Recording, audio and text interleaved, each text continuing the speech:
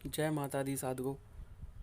आज मैं आपको बताता हूँ कि साबर मंत्र के द्वारा व्यापार बंधन मुक्ति का मंत्र जो कि आपके व्यापार को बढ़ा देगा।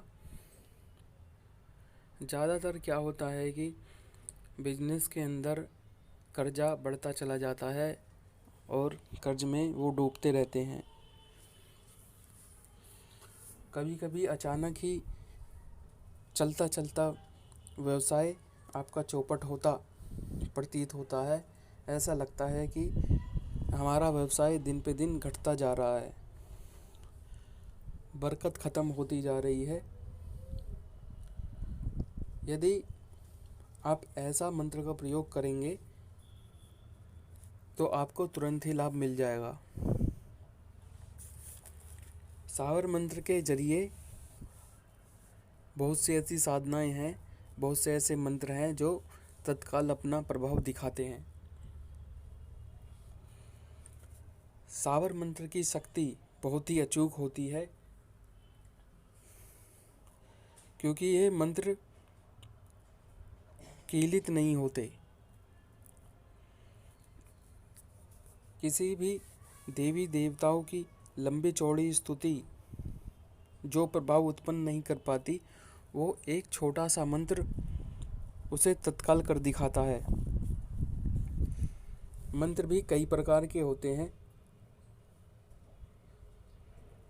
लेकिन सावर मंत्र के अंदर इतनी शक्ति होती है, इतने शक्तिशाली होते हैं कि वो आपको कम समय में अपना प्रभाव दिखा देते हैं। कुछ सावर मंत्र की रचना तो बड़ी ही अटपटी सी लगती है। जो मंत्र के शब्द होते हैं, ऐसा लगता है कि किसी छोटे बच्चे को प्रसन्न करने के लिए किया जा रहा है। लेकिन सावर मंत्र के अंदर श्रद्धा और विश्वास का होना अति आवश्यक है, और जिन्हें मंत्र में विश्वास नहीं, वो तो मंत्रों से दूर ही रहें।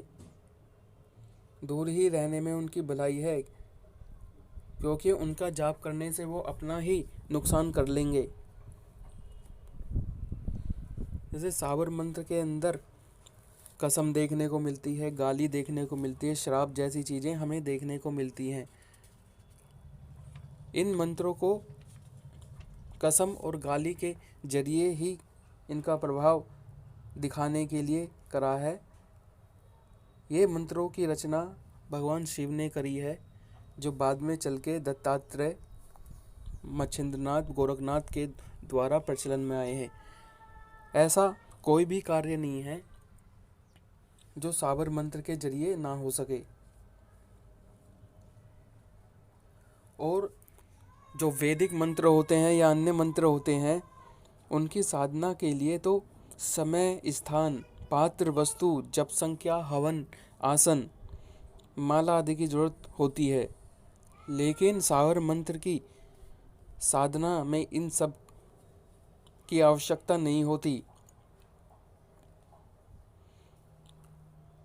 यदि कोई भी उद्देश्य हो और सावर मंत्र का प्रयोग किया जाए तो बहुत ही प्रभावशाली होते हैं, बहुत ही उत्तम होते हैं। इनमें कोई संदेह नहीं। इन्हें सिद्ध करने के लिए कोई भी विद्वान का होना आवश्यक नहीं है। इनकी सिद्धि के लिए तो ना दीक्षा की आवश्यकता है, ना न्यास की आवश्यकता है, ना मुद्रा की आवश्यकता है, ना कोई जाति विशेष की आवश्यकता है। आवश्यकता है तो बस श्रद्धा और विश्वास की। मैं आपको व्यापार बंधन मुक्ति का मंत्र बता देता हूँ। मंत्र इस प्रकार है। नवरात्रि में ये साधना करनी है आपको। ओम नमो आदेश गुरु को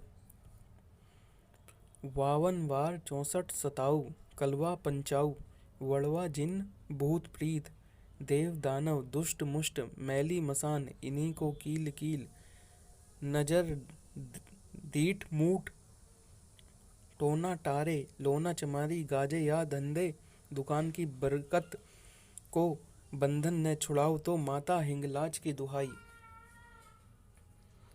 एक बार और बात बता देता हूँ मैं। ओम नमो आदेश गुरु को 52 बार 64 सताऊ कलवा पंचाऊ वड़वा जिन भूत प्रीत देव दानव दुष्ट मुष्ट मैली मसान इन्हीं को कील कील नजर दीट मूठ टोना टारे लोना चमारी गाजे याद धंधे दुकान की बरकत को बंधन न छुड़ाओ तो माता हिंगलाज की दुहाई। आपको ये साधना नवरात्रि के दिन करनी है। मंत्र 1000 पर ही सिद्ध हो जाता है।